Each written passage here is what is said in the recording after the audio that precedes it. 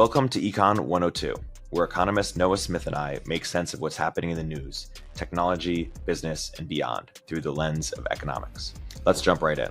Shall we get into the mailbag? We got some good. Let's do it. Okay. So we're going to start with a question from listener Scoobert Dubert, which could be a pseudonym. People are trolling us. Scoobert says, since housing is such a large part of our current inflation picture, and since our high interest rates are making housing more expensive, why would the Fed keep rates high at this point?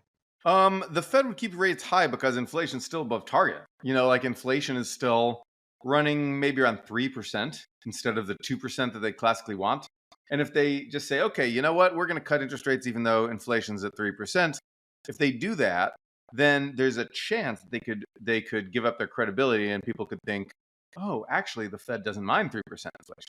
And one of the things that you learn in intro in Econ 102 actually is this idea of expectations-driven inflation. The idea of if inflation expectations are at 2%, right, then you'll have this stable Phillips curve, the stable sort of association between inflation and unemployment, right? That depends on 2% inflation being sort of the resting kind of rate. But if you let inflation go to 3%, and if you let people believe that inflation at 3% is now the norm, then you could get this shift where basically then in order to keep the economy running hot, you have to let inflation rise to 4% to overheat the economy. And then people get acclimated to that. And then you have to let it rise even higher. And so you get this creep up. And this is a Milton Friedman idea.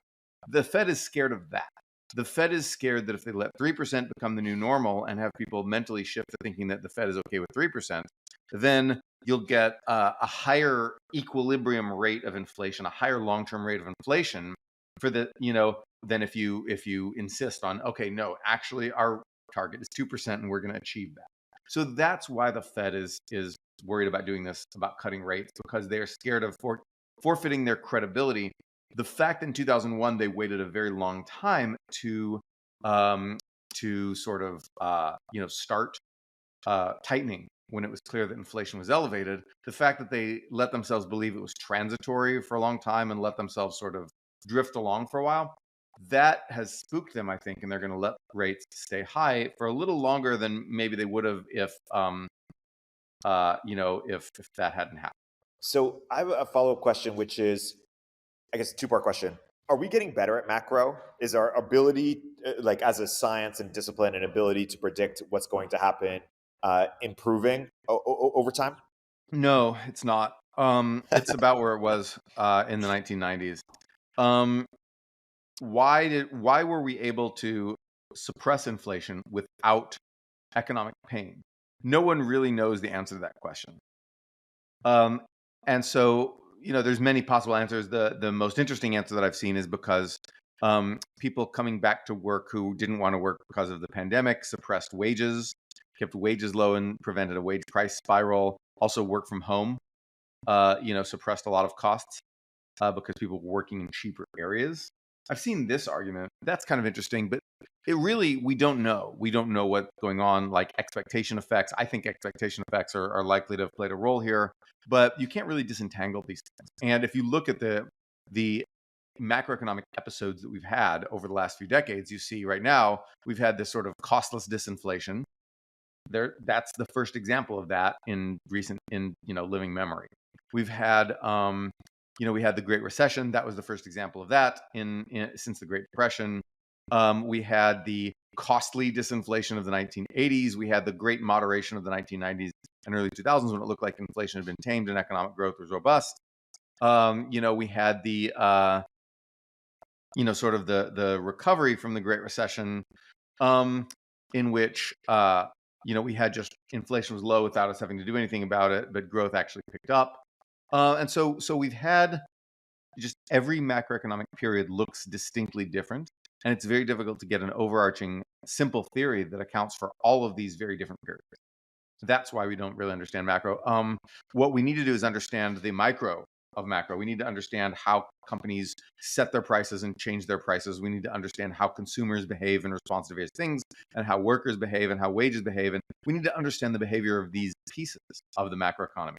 And that's what macroeconomists are working on now largely, out of the limelight instead of trying to develop a big theory of everything. Because I think they've realized that we need to understand on a more granular level what's going on in the economy instead of kind of, trying to make some sort of like ideal gas law for the macroeconomy. I think that idea is deservedly on the way out. But the fact that we spent so long doing that means that all of that, like most of that effort was, if not wasted, well, then at least, not really relevant to what we're trying to do now. And it wasn't extremely successful. I won't say it's wasted because we found out why it's hard to do that. And that was valuable exercise, but it took decades and a lot of brain power. And so I think we realized that that's not going to cut it. And so that's what I think is going on. Basically, macro is shifting toward micro, and away from the big theories of everything. Yeah. Zooming out a bit, imagine an economist went into a coma in like the 70s or 1970, and we had cryonics, Laura Deming's startup worked, and we could wake them up in 2025, and they asked, okay, have we made any progress? What are the biggest changes that have been made in our understanding of the discipline since then? Well, we understand a ton more microeconomic stuff than we did before. But macroeconomically, I would say that there is relatively few things we understand now that we didn't before. I would say that we've learned a lot about our own constructs, our own, theories that we spun, and why a lot of those are wrong. We've learned a lot about that, but we haven't learned a lot about what's actually right. We haven't learned, so there's just so much we haven't learned, and so so basically, I think that is I struggle to, I guess, we've learned that, for example, technology shocks, the idea that 1 week inventors invent more than another week, then that's why the economy moves on. We've learned that isn't what's really going on. I think I could have probably told you that like there's a pretty good guess that was the case, but I think that, sort of verifying that's useful. So we've learned a lot about what we were wrong about. We learned the hard way that finance can crash and take the economy down with it, but we should have known that after the Great Depression. We should have known that after watching Sweden and Japan in the early 90s. We didn't learn that lesson, and we should have. And now I think we've learned it. So now, we know that finance is sort of a thing that can move on its own and blow up the rest of the economy. Beware of asset bubbles, especially debt-laden real estate bubble. China is now learning that on its own. Tyler Cowen wrote a book earlier this year about who is the GOAT economist of all time. Maybe we should have Tyler on at some point. But who's your pick for the best?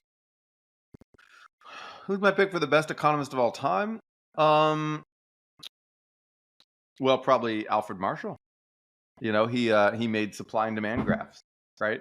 And that's still probably our best tool for kind of casually understanding and explaining things that go on in the economy. And of course, the tool is too flexible and too powerful to be used in a lot of cases. To rigorously use it, you've got to, pull in a lot of kinds of data that are often difficult to get, or make some assumptions that are often unfounded. So supply and demand is not like the just, automatic be all and end all of econ, the way some people think it is.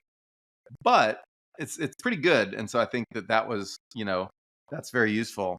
And also Paul Samuelson is a strong contender for the GOAT, because basically the tools of modern economics are entirely due to him. He just made it all. He just made it up. The math that we use and the concepts that we use, like it's mostly out from this one guy, Paul Samuelson. So he's really good. Those are two strong contenders. People say Keynes, but Keynes, Hayek, and Adam Smith and these people, they wrote in a very literary style. So I think people get caught up in a lot on interpretations of them. So the stuff we call Keynesian was actually other guys like Hicks and Samuelson and Solow making, sort of their little mathematical models of like what I think Keynes meant, which is probably not entirely what he meant.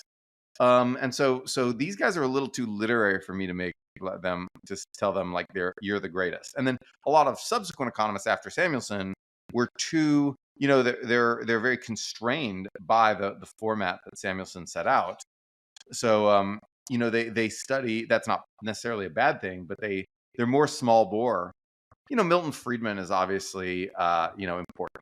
I think he got too many things wrong in the political economic sphere, but then in terms of his understanding of macroeconomics and ability to sort of meme concepts into the discourse, he's pretty up there. So yeah, so I think that Samuelson or Marshall would be my contenders for top. And is it accurate to say that some universities are in sort of the more is the right way is the right split Keynesian versus Friedmanite, or what is sort of the split between some universities have one school of economic thought and other universities have another school of economic thought, and how is that born? Who's more correct? Well, they don't. So that's sort of a thing of the past. Like, economics departments haven't really had schools of thought for a while. You'll still get some cultural differences. So, for example, at Chicago, to be accepted within the intellectual community of the University of Chicago, you've got to be able to do this thing called price theory, which is fancy supply and demand graphs, which nobody else uses and no one really publishes papers on, and it's basically dead. But it's sort of like a jargon that you have to know. This like thieves can't that you have to know to get into the club at Chicago. So there is stuff like that, and then there's department personalities that I wouldn't say rise to the level of schools of thought, right? So like Washington University at St. Louis, their department personality is extremely libertarian and kind of jerky as well. Kind of mean. This sort of, in fact, many of the Midwestern universities, like University of Wisconsin, or University of Chicago or Washington University of St. Louis, a lot of these so-called freshwater universities, they have a reputation for being jerks. And one reason is because that's their response to the fact that everyone wants to live on the coasts. So what do? You hire the people that the coastal universities won't take because of personality, but who are good at publication.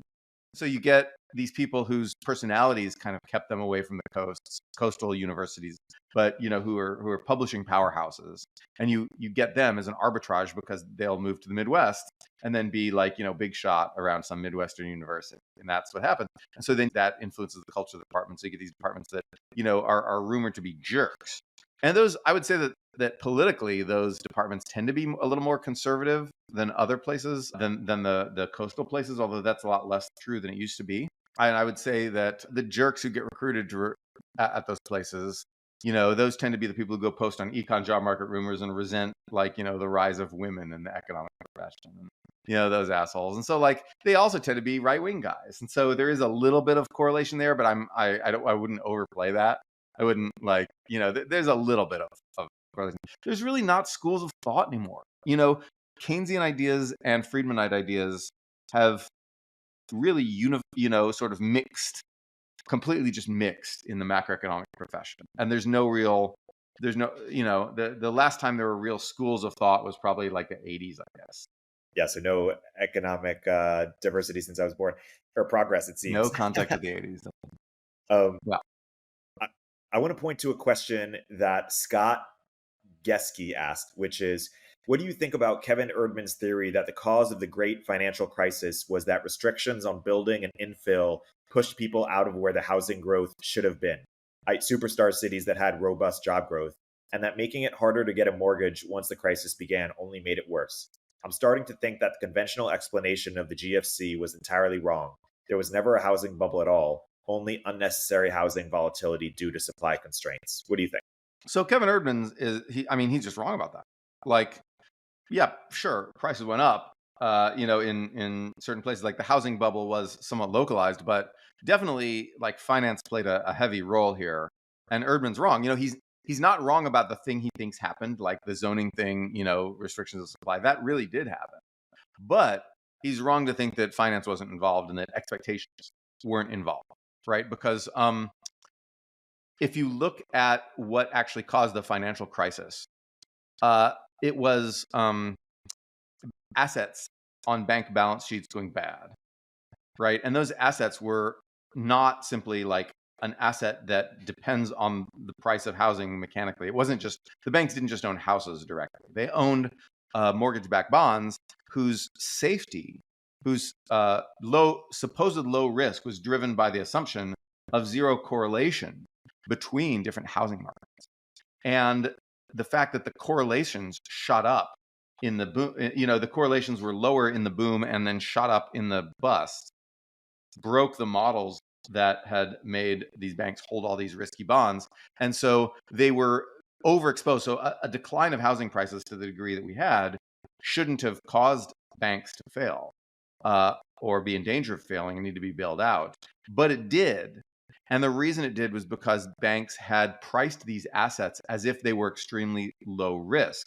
So, in other words, let me try to explain this a little bit more. Suppose I have Miami and Detroit, right? And then I say, okay, well, a housing bust in Miami is probably not going to coincide with a housing bust in Detroit. It's all the way on the opposite side of the country. So if I have a bond that's backed by half houses from Miami and half houses from Detroit, then that should be lower risk than simply holding houses from Miami or houses from Detroit, or a bond backed by only one of those, right? I diversify, okay? And so therefore, that's safer, right? So I can hold a lot of that stuff on my balance sheet. I can own a lot of those bonds without owning a whole bunch of cash as an insurance policy. That cash, by the way, we call bank capital. So banks hold cash as an insurance policy in case the value of your assets drops. You're able to, keep things going and pay your depositors, et cetera, or your creditors in this case, or pay whoever you need to pay with the cash instead of with the proceeds from your assets because your assets fell in price. The lower risk your assets are, the less of a cushion of cash you need to hold. And banks trick themselves into thinking that all these assets were very low risk. And so they didn't need to hold much cash. And this is what made Lehman Brothers fail. It's what made Bear Stearns fail. It's what put all the other banks in danger of imminent failure from not having enough cash, is because they hadn't had enough cash to cover the possible losses from these risky things. So the reason that these bonds went down by more or defaulted at higher rates, et cetera, the reason these things went down more than people expected was because the assumption of the lack of correlation between the housing markets failed, right? And so all the housing markets went down at the same time. You can't explain that with local zoning policies. You can't, right? So Kevin Erdman, he's a great guy and he does lots of good work, but he wants to explain. I should just write about this, but I don't want to get in a fight with Kevin because he's a good guy. But the point is, you can't explain these nationwide correlations with local zoning policies. You can't, right? Because as we know, zoning policies are very different in Texas than they are in San Francisco, to the point where on the way up, things weren't even correlated. Like in Texas, you just built more supply, you sprawled out. Whereas in San Francisco, the prices went up because nobody would build the supply, okay? So you have those local differences. So Kevin's right that those existed, and that's why the prices were uncorrelated in the boom. But the reason the banks almost failed or did fail is because the prices were correlated in the bust. When they went down, prices went down everywhere in the whole country. And that's not local zoning policy. That is something aggregate. That is something at the national level. That's a bubble, okay? And so that's why there was definitely a housing bubble. And yes, that definitely is what drove banks to the brink of failure. What caused that housing bubble, people still debate. But absolutely, it was the nationwide simultaneous decrease of housing prices that broke the bank's risk models and made their capital cushions inadequate and put them in imminent danger of failure. So the standard explanation of housing bubble causing banks to crash is correct, and Kevin is wrong. Interesting. We'll get back to the conversation in a moment after a word from our sponsors. Fast forward to the end of 2024. Think about your goals. What can you do right now to give yourself the best chance of succeeding? If learning a new language is on your list, you absolutely need to check out Babbel. Babbel offers a range of learning tools, self-study app lessons, live classes, and even podcasts, which have always been my favorite way to learn. Studies from Yale, Michigan State University, and others continue to prove Babbel is better. One study found that using Babbel for 15 hours is equivalent to a full semester at college. Babbel isn't just a game to kill time and make you feel like you're learning a language. It's not overly academic or rigid either. It's all about learning language for the real world. Babbel stands out because it's designed by real people using a modern conversational teaching approach. It's not always easy, nothing worth doing ever is, but it's straightforward and designed to help you start speaking in just 3 weeks. With Babbel, I was able to brush up on my intermediate Spanish to ramp up for travel to Argentina last year, and was able to set clear goals based on how much time each week I wanted to practice.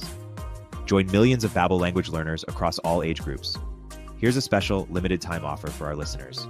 Right now, get up to 60% off your Babbel subscription, but only for our listeners at babbel.com/econ102. Get up to 60% off at babbel.com/econ102, spelled BABBEL.com/econ102. Rules and restrictions may apply. If you don't already subscribe to Turpentine's industry-leading newsletters like our new daily AI newsletter, Emergent Behavior, or Media Empires, you should. But that's not what I'm here to tell you about. The platform we use to power these newsletters is called Beehiiv, and it's excellent. First of all, it was started by the same early team who helped build Morning Brew into a $75 million newsletter business, and they built Beehiiv to offer that same powerful functionality to anyone sending emails. From essayists to business owners, the platform is beautiful, their text editor is intuitive, and they help you scale your audience with custom growth features. Beehiiv has powerful tools to help you monetize your content. You can easily launch paid subscriptions or pursue an advertising model. The Beehiiv platform will even connect you to premium brands to sponsor your newsletter. Not only do we use them, but thousands of the top newsletters in the world also use them, like Milk Road, Blockworks, the Lindy newsletter, and so many more. Beehiiv's founder hooked up Moment of Zen listeners with a sweet deal. Get 20% off for 3 months with code MOZ. Visit beehiiv.com, that's BEEHIIV.com, to get started. I think I remember reading Scott Sumner saying something like, the correct response in a crisis is to do whatever it takes to stabilize NGDP. I think he comes to the conclusion that Obama should have actually done more. Like he did a lot, of course, TARP and et cetera, but we actually should have done more, and that would have. I mean, yes, I agree. That is correct. I think NGDP is a distracting framing of it. I've explained this on the podcast before, but basically, if you have, so suppose you think 5% NGDP growth is good, and that's your target, you can have that with 4% inflation and 1% growth, or 4% growth and 1% inflation. Obviously, those are not equally good. And the idea of NGDP targeting relies on a very strong theory that that only one of those things will ever happen, right? The idea that, 4% growth, and the idea that the relationship between growth and inflation is pretty stable, and so therefore, if you or at least it's stable if you do NGDP targeting, so you're not going to get other shocks that give you these disinflationary booms or inflationary or stagflation, right? But then when you do get those things, NGDP targeting might not give you the optimal thing, because you might say, we don't want our NGDP to be made up of inflation, right? So for example, if you were in Argentina, at least up until Malay came in, you'd have really high inflation and low growth, but that equates to fast NGDP growth. Or you could have inflation of 20% and an economy that's collapsing by 15% a year, and that gives you 5% NGDP growth. You're right on Scott Sumner's perfect target. So things are going well, according to Scott Sumnerverse. And so the theory of NGDP targeting relies on the idea that if you do NGDP targeting, the thing I just said will never happen. We don't really know that. It is hubris to assume that we know that will never happen, which is why NGDP targeting is, the rigid form of NGDP targeting that Sumner wants is bad. But, paying attention to in both inflation and growth at the same time, which is the weak, sort of like, that's the more reasonable form of NGDP targeting. Well, yes, that's good. But that's what we already have. That's what we already do. It's called flexible inflation targeting. Scott Sumner's better, more important point is that policy is actually not set just by the Fed. It's set by the Fed and Congress. So fiscal stimulus and austerity push one way on the economy, and interest rates and quantitative easing push another way on the economy, and these can be at cross purposes. There's no coordination. They don't even operate at the same time horizon, because Congress takes forever and the Fed can act within a day, right? And so that is Scott Sumner's best and most important point, which we've still not done anything about. We don't have an independent fiscal authority that can coordinate with the Fed to, say, release infrastructure funding when the economy gets bad. And this is what we need, by the way.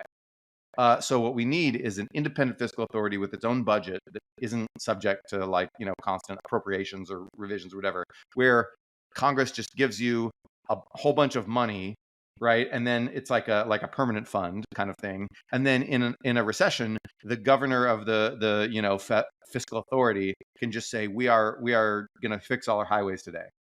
And you don't have to ram some complicated bill through Congress, right? Today is highway fixing day, folks. Right? Today is upgrade the ports day, because it was a recession. So now we need something, so we're going to upgrade the ports today. And then maybe in the boom, you're like, well, okay, inflation's pretty high. So if we it's good to upgrade ports and build highways. But if we do that now, it's just going to put a strain on these materials costs, which are already high. blah, blah, and our economy's doing fine. Everyone has a job. So we'll hold off. We're going to keep our powder dry, right, until it's time, until there's a recession, and then we're going to fix the roads and the ports, right? So that's what we need. We need a fiscal Fed, and we need Congress to sort of endow it with the money, with a lot of money, right? And it'll take a long time to build up that trust fund for a fiscal Fed, because unlike the Fed can just print money, a fiscal Fed would have to like have a account at the actual Fed, right? And so we need that, and we don't have that. Yeah. So imagine if we did. We had a fiscal Fed and we have the normal Fed, and they would work together. Do we have as much confidence in our understanding of fiscal policy as we do in our understanding of monetary policy, or say more about how those things work together, or our relative confidence in our understanding of them? Well, okay, so our degree of confidence in understanding how these things work is approximately the same, which is low. Like, we don't actually know. We have a pretty good idea that increased government spending tends to raise GDP, but at different amounts at different times and at different time horizons, and it may matter on the type of spending.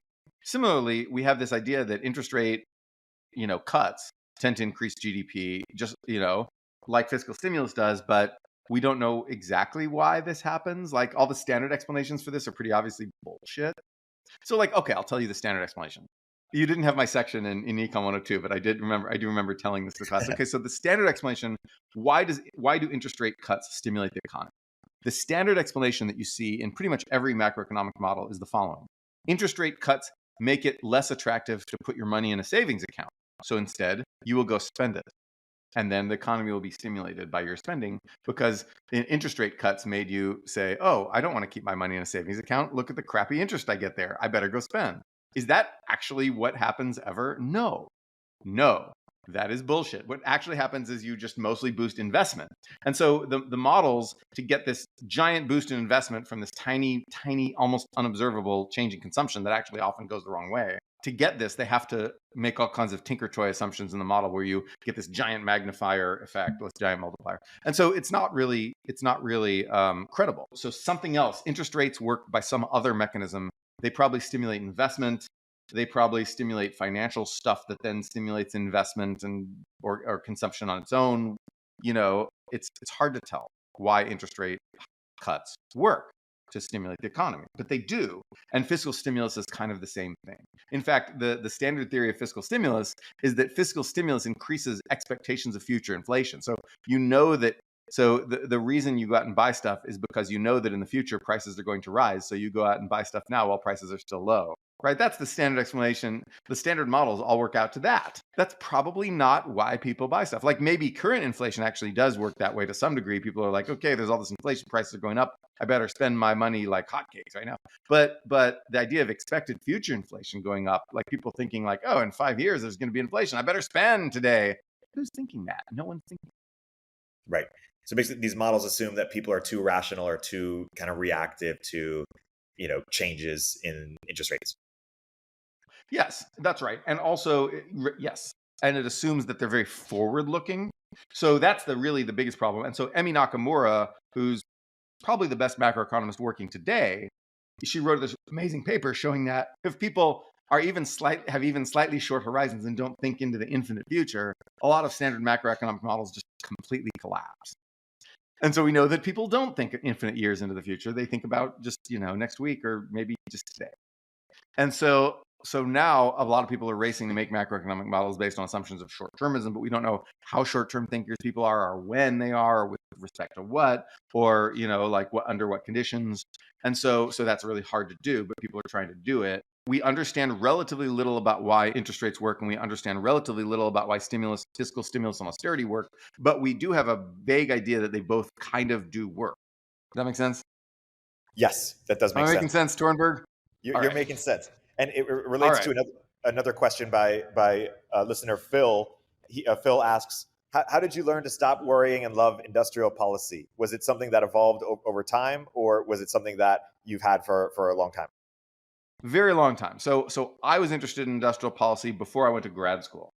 I thought, and the reason is because I lived in Japan, which was famous for having done industrial policy. And I saw, okay, Japan has this cool stuff. Maybe, industrial policy would help America have this cool stuff too.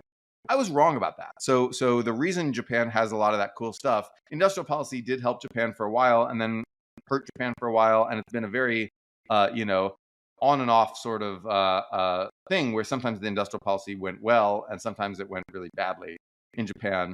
And the urbanism that turned out to be what I liked about Japan had essentially nothing to do with the industrial policies that had made Japanese industry temporarily great. Right. And so I got that interest, and I was basically wrong, but it piqued my interest. Right. And so I started reading and learning a lot about industrial policy and sort of the history of that. And I started reading a lot more about Korea and Taiwan, which had very different industrial policies, but were both pretty successful, and about some of the failures of industrial policy, especially in Latin America and Africa.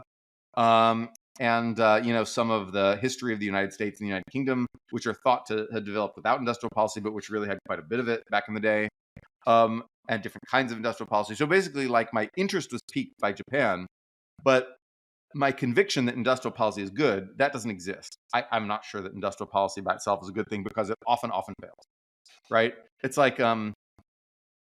saying are tax cuts a good thing? Well, sometimes you need lower taxes and sometimes you need higher taxes, right? Like, you can't just categorically say this kind of policy is always good unless you're a hack, right? And I would hope to not be a hack. I don't want to be a hack. I try as hard as I can to avoid it, even though the incentives in the econ commentary space are to be a hack. And so I'm fighting against the natural incentives. I think I do a decent job, but essentially, I don't think industrial policy isn't just one thing. And it's also, and even the specific kinds of industrial policy that you could say that is just one thing, those are very situational, right? It depends on a lot of, are you a poor country or are you a rich country, right? Is there a lot of trade or is there not enough trade? There's a lot of, sort of situational things that, and then finally there's issues of implementation. Like, do you have smart people running this or do you have idiots running? And in Japan, when Japan implemented industrial policy, they got the smartest law students. By the way, so all of Japan's industrial policy was run by lawyers, not literal lawyers, but law students. Interesting. Who went and studied law and went directly from being law majors to working in the federal bureaucracy in Japan, the government bureaucracy. So they were all very much specialists in how to write policy and not specialists in how to create industry. Right. So people are like, well, we shouldn't let lawyers just run the world. We should be more like Japan. No, they let lawyers run the world. Like, that's what they did. And of course, this went wrong because they didn't actually understand, the lawyers didn't actually understand the technical details of the industries they were promoting. And, and the industries they were trying to curb. They did not understand Japan's technical strengths and weaknesses.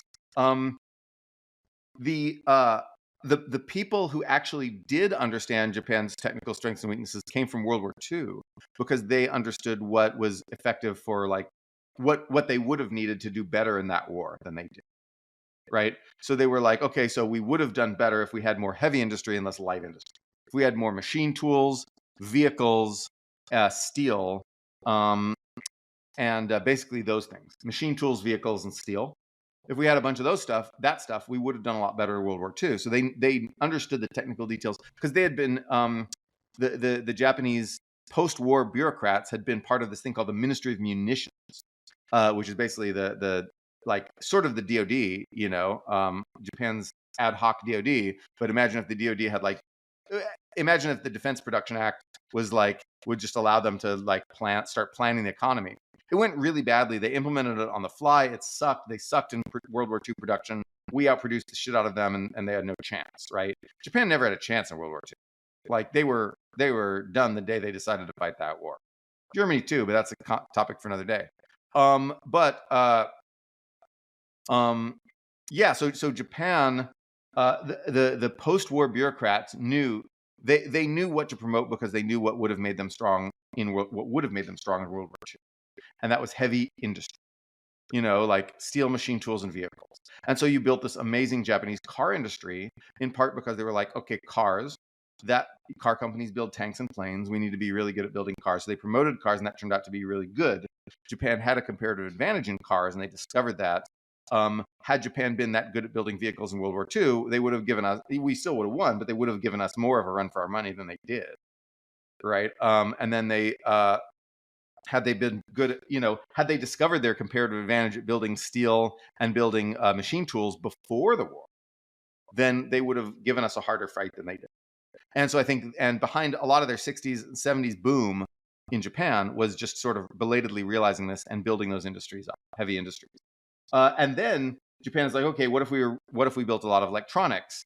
And it turned out that they were very good at this, but the lawyers did not understand which parts of the electronic supply chain Japan would be good at.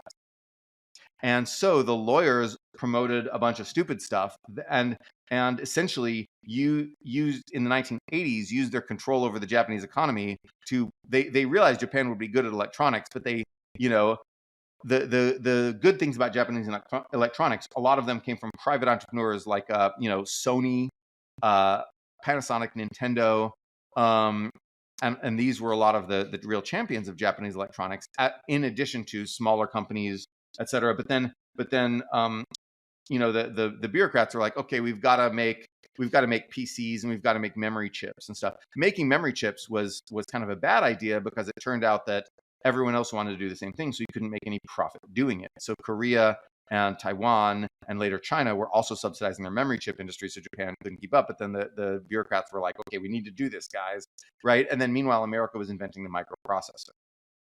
And that's why America surged ahead of Japan in the chip industry, and eventually Taiwan surged ahead of everybody in the chip industry. But of course, TSMC is the product of industrial policy too, and that's another topic.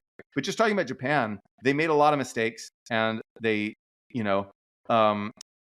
sometimes they got stuff right, sometimes they got stuff not right. But then the fact that they had a bunch of lawyers running the whole show was to their, and interfering at a too granular level was to their detriment. Anyway, I don't know how I got on that rant, but it was a fun rant. No, because we're talking about industrial policy. And just to finish the question, like for the U.S., flesh out sort of the litmus test for, at what point is it a good idea versus not a good idea, and how so? Like, how do you think about sort of what is your equation as to whether to recommend it or not, and how so? Right. The most important problem in America is that we don't build anything. Right. We don't allow housing. We don't allow factories. We don't allow these things. We don't allow enough skilled immigration. We don't, we have we have these shitty permitting laws and, like dumb conflicting regulations. And, we have a whole bunch of problems, right, that stop us from being able to build the factories and the housing and the other stuff and the infrastructure that we need. And we need to get rid of those restrictions. Now, how do you do that? Well, one way to do it is by getting an activist movement together and shouting in the streets and tweeting mean tweets on Twitter for 20 years and hoping that influences the political process and gets people elected who will change things. And that's the YIMBY idea, right? That's YIMBYism. And I support that. That is good. But I think we need something in addition to that. We need something else. Strategy 2, get the United States government very invested in building things. And when the government finds that one hand of the government is holding back the other hand of the government, and that all these NEPA bullshit, all these, stupid, bad policies are holding back our ability to actually do industrial policy, then we could just quit industrial policy and say, okay, we wasted all that money, guys. We're not going to do anything. We could do that, and maybe we will do that. And maybe that's what Trump will do. I don't know. But the other thing we could do is say, okay, guys, I guess we actually do need to reform NEPA. I guess we do need to make all these needed reforms to make America a country that builds again. So industrial policy provides the focus for institutional improvement. The problem with a rich country, as Mansur Olson would have said, and if we get Tyler Cowen on this podcast, I want to talk a lot about Mansur Olson. The problem with a rich country is that you have incumbents. You have a whole bunch of people whose personal wealth depends on the entrenched system, and no reforms ever happen. Okay, so there's a lot of people whose housing values depend on never reforming how housing is built, right? And whose monopoly in various industries depends on never increasing competition, or whose, port unions, dock workers unions, who believe that their jobs would be threatened by automation. And so there's all these incumbents within your society who block anything from being able to change. When the world changes, you have to change. Your institutions have to change. And so getting the government committed to a policy that requires institutional change is a way of combating the natural sclerosis of a rich, self-satisfied country where everyone's simply sitting around trying to divide up the pie instead of grow it, right? Industrial policy focuses America on growing the pie. And so I want industrial policy because industrial policy, by hook or by crook, will force America to grow, to allow, to create institutional change that allow development and growth. So that's why I want it. And the other big reason is, of course, the reason we're actually doing it, which is the reason we need to do it, which is to stand up to China. Because people who criticize industrial policy and say, let's just go back to good old free market economics, they have no answer for how we can stand up to China. No answer at all. When you start pressing on this, they start just like, redirecting and just changing the subject, or then saying things like, well, maybe if we just give them Taiwan, they'll be satisfied with that. And then they just immediately collapse and crumble and just start blithering. Right? The people who are just like, just go back to free markets, bruh, like have no idea how we're supposed to stand up to China. They just have no idea. Right. And so we need to stand up to China, and that means we need to build stuff. So yeah, free markets are not going to build our military for, to the extent that we need. Is that basically the point? Yes, that's right. And not just the military itself, but the industries that feed the military and that enable a strong military. So it's not just like build more submarines, although it is that, right? We do need to build more submarines, but it's not just that. It is build more chips that go into the submarine so we don't order chips from China and they're like backdoored and China can press a button and brick our submarine. Okay, yeah. So we need to build our own chips. What if China makes all the batteries and then we have battery-powered drones that are really important in combat now? What if China makes all the batteries and then like China's like, oh, we don't want you to make any of those drones that are fighting us in the Taiwan Strait, so we're going to just cut you off of batteries. BYD, cattle, stop selling batteries to these guys. And then they do. And then we're like, oh, we don't have any drones anymore, dude. And then we lose, right? So we need civilian industries like chips and batteries that can support the military. Yeah. That relates to another question by this listener named Victor Vasquez, who's also the name of one of my favorite rappers. So I wonder if it's his real name. Victor asks, we love your work, Victor. Yes. At what point would the cost of making a nuclear weapon be low enough to put civilization in peril? The question behind the question is the possibility of dramatic reductions in the cost of making nukes as a result of tech progress a serious problem for techno-optimism? Tyler Cowen appears to think so, which is why he likes asking this to techno-optimists. So the answer is not nukes, but bioweapons. Nukes, no. Bioweapons, yes. So the answer is yes, this is a problem, but it's not actually nukes.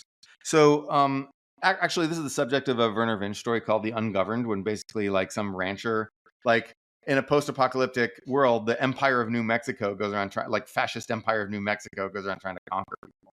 And then the sort of, some rancher just gets his hands on nukes, just builds his own nukes in his backyard and resists the empire, so people understand that empires are done. So that's the idea.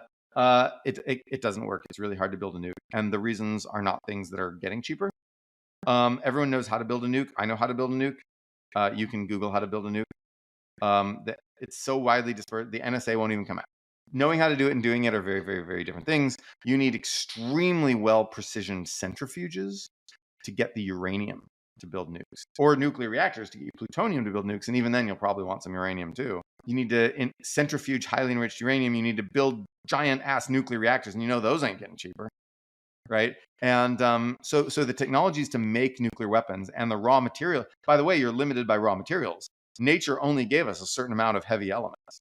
Now, that doesn't mean weapons of mass destruction aren't going to threaten capitalism. They are. It's just not that one. Also, nukes aren't that powerful. Like we massively overrate the power of nukes to destroy the world. If we have a very tight regime clamping down on nukes and yet one person slips through and builds one nuke and blows up part of one city, that'll be a really big bad terrorist attack, but it won't bring down civilization.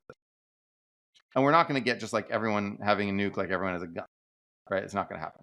But bioweapons, maybe. So can you do synthetic biology in your, garage with a sort of a mail order kit to build the next, like 10x strength COVID? Like, could you build COVID with a 25% death rate or something? Or right. Something like just insanely powerful COVID that's like insanely contagious, and then like, you know, you catch it and then you spread it for a few weeks and then you just die. Could we build that? I don't know. I can think of other things that we might be able to build. They're so scary, I don't even want to say them on a podcast. Yeah, this is the argument that has been most persuasive to me against sort of like unmitigated accelerationism across the board, which is basically this idea of like, imagine how many sociopaths there are in the world, or just bad people for whom if you gave them a button that could cause mass harm, they would Right. press that button. And I don't know if that button is bioweapons. I don't know if that button is nukes. I don't know if that Right. button is something to do with AI. I don't know if that button is one of the ideas in your head that you don't want to mention.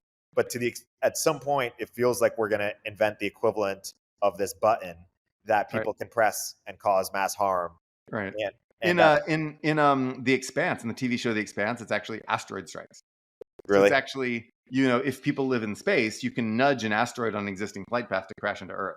And you don't need to provide it with much energy. You just need to redirect it a little bit. It already has the energy it needs to just blow up a big part of Earth. yeah. So if we ever do become a spacefaring civilization and live in space, it'll be very easy to drop rocks. So we'll need, you know, heavy defenses. We'll need planetary defenses to scan very intensively for any rock that's going to hit us or has changed course, but when it's still far out, and send an interceptor to go bat it away.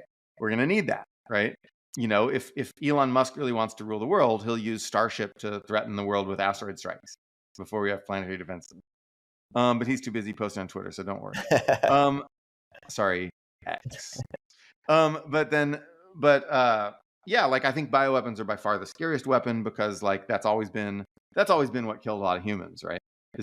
Is disease.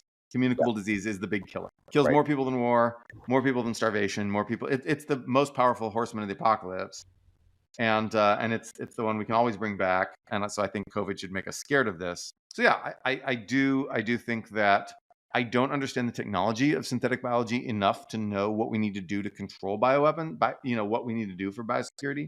I don't know. I understand nuclear weapons well enough to understand what we need to do to control the spread of nuclear weapons, but I do not understand bioweapon, you know, technology enough to say what we need to control. It's probably good that I don't understand that. And to that point, you're not super worried about AI as sort of this like amplifying or meta technology that could cause, you know, put even aside the sci-fi scenarios. I just mean like, you know, more quotidian, mundane acts of terrorism or something, or and thus you're okay with open source, for example, or yeah. I think the biggest danger of AI in terms of terrorism is bioterrorism. Like, remember how I said I don't know how to build a bioweapon? I could just ask ChatGPT.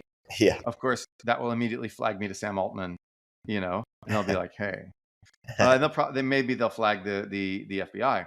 But I could, and it won't tell me because they've implemented controls, and that's one of the main things they work on. But an open source algorithm might just tell you how to build a bioweapon just from scraping papers. Here's how you build a contagious bioweapon to destroy the human race in your garage, like just some open source thing. So yeah, I do worry about that. That's the worry of AI. I do not think. I think that there's there's some possibility that like agentified AI could impersonate a whole bunch of humans and orchestrate some like terrorist ring all by itself, like control the minds of humans. But I'm not so worried about that, because A, that's hard to do without catching it. B, it'll probably happen at a very small level and we'll implement controls to stop it before it gets too bad. C, there's no shortage of humans who already want to blow up the human race. They exist. They're sitting around, and right now they're shitposting on X.com. And I worry about an AI assistant helping them, telling them how to do it, right? And so that technology already exists. And I don't know how good it is. I don't know how good an open source model will be at telling you how to build a bioweapon in your garage, but I worry that it's pretty bad, and it's highly plausible, and it's already here. So that is my big worry is open source AI tells asshole how to build deadly bioweapon in his garage. Yeah, makes sense. Related to AI, I want to refer to a question by Harold Fox. So Harold says, previous eras of economic development through manufacturing have focused on sourcing the cheapest, largest, most high quality labor. However, in the age of AI and automation, maybe you don't need that much labor. Maybe the US can compete using cheap power, land, and lots of robots. On the one hand, you have things like those TSMC factories, which I think are fully dark and automated. And I've also heard overall worldwide manufacturing employment is going down. On the other hand, I believe robots are still clumsy, expensive, and hard to program compared to hiring just a regular person for a few bucks an hour. What do you think? That's a great question. So the automation that matters most is still not robots. Robots are defined as a very specific thing, and it's actually kind of narrow. And progress in robotics is a lot slower than anyone realizes. But I think our questioner actually realizes. The important part of automation is machine tools, and always has been. Machine tools amplify the ability of human workers in a place to get a lot of things done very quickly. So, for example, suppose you want to wind a spool of wire. How do you do it in an American factory? You wind it around your hand, or you take a spool and you do. In China, you walk over and you put the little spool on a thing. You feed the wire in a thing, and it goes done. But you had to order that machine. That machine cost money, and to get that machine, you had to borrow money to order that machine from a machine tool maker. Finance is the key. Capital availability. And in China, if you're doing manufacturing, it's easy to get machines for whatever you want. So you see American manufacturing people say, oh my God, look at these YouTubes of Chinese manufacturing things. Everything's automated. Why is everything automated? Because they finance. America doesn't have the financing for manufacturing, and that's why we don't have the machine tools. That should answer the question. Yeah. Maybe two more quick questions. This one is by Chet Korkos again. Chet asks, in the latest Berkshire Hathaway annual shareholders meeting, Warren Buffett commented on holding to $200 billion in cash. He said something like, I don't see anywhere worth deploying that money right now. Can you explain how this fits into the ebb and flow of the macroeconomy? How is this going to play out? And of course, he just puts his money in short-term bonds and money market accounts making 5%. Right. So, first of all, when you raise interest rates, that's what's going to happen, and that's the reason. That's why interest rate hikes probably work to slow the economy. So the reason interest rate hikes probably work to slow the economy is when interest rates go up, investors hold cash. When they hold cash, they don't deploy the cash to invest in actual stuff. Stuff doesn't get built, and the economy slows down. That's why Warren Buffett is doing that. If interest rates were 0%, he'd see lots of places to put it, right? With interest rates at 5%, maybe not so many places to put it. So that's called opportunity cost. That's one of the very first lessons of Econ 102. And so that's a really important basic lesson, is the idea that when you can get a decent return just for sticking your cash in a vault, why are you going to go finance some projects, right? It raises the hurdle rate, right? Hurdle rates and opportunity costs are basically the same thing. And so it raises the hurdle rate for any company to deploy capital, for people to go out and buy that wire winding machine, right? The reason he's not deploying the cash is because interest rates are 5%, and people think that interest rates at 5% is a better return than you're going to get paying companies to buy a bunch of wire winding machines or whatever, right? So that's what's going on there. Why Warren Buffett doesn't see good opportunities in the rest of the economy, I don't know. He's Warren Buffett. I'm notably not Warren Buffett. And so you'll just have to trust him on this one, guys, or not. I mean, the guy's 278 years old. And so he's as old as Jimmy Carter and George Soros. So we don't really know whether he's still got it or whether his successors will still have it, but whether he's still the Oracle of Omaha. But I do know that interest rate hikes raise opportunity costs. Yeah. Absolute last question. Sean Anderson, how do you, Noah, function within the political, business, and economic world? How is the world you do daily used? Do you act as a consultant to policymakers, a C-suite, even informally? Your posting and podcast seems to be an outlet for your time and your talent, but are there other avenues that your great ideas also transport? I have unofficial conversations with some policymakers, and also people like think tankers whose ideas will make it into policy indirectly. So I do have some of those conversations. I know some of the people who are implementing industrial policy right now. I occasionally talk to them. So this is a really good question. So actually this week, Jordan Schneider of China Talk and I are going to jointly roll out a thing where we solicit ideas for replacing Chinese legacy chips. Remember the chip in the submarine where China can just break the submarine? It's really hard to get those out of our ecosystem. And so I'm going to create a policy contest. So Matt Iglesias did one of these for housing, and it worked really well. Pretty cool. So then people with ideas can write in, and then those ideas will be transmitted through the Federation of American Scientists to DC. Oh, it's great. Because we're doing it in cooperation with the FAS, which used to, by the way, be a nuclear arms control association, still to some degree is, but now the FAS is transforming under Dan Correa's leadership into a let's build stuff organization, which I really like. Love that. That's a great note to end on. We're going to have a podcast hopefully next week talking about this contest and how you can help. Perfect. We'll link to it. And yeah, we're big fans of Jordan here at Turpentine and China Talk. Great show as well. Noah, as always, a great conversation. And until next week. And everybody, thanks for submitting questions. And until next time. Econ 102 is a podcast from Turpentine, the network behind Moment of Zen, In the Arena, The Cognitive Revolution, and more. If you like what you hear, subscribe and leave us a review in the App Store. You can keep up with both of our Substacks for written analysis of the topics we cover in the show at noahopinion.substack.com and eriktorenberg.substack.com. Thanks for listening. Hey everyone, Erik here. At Turpentine, we're building the first media outlet for tech people by tech people. We're the network behind the show you're listening to right now. We have a slate of hit shows across a range of topics and industries, from our AI and investing cluster of podcasts to shows that drive the conversation in tech with the most interesting thinkers, founders, investors, and influencers, like Econ 102 with Noah Smith. We're launching new shows every week, and we're looking for industry-leading sponsors. If you think that might be you and your company, email me at erikaturpentine.co. That's ERIK at turpentine.co, and let's partner together.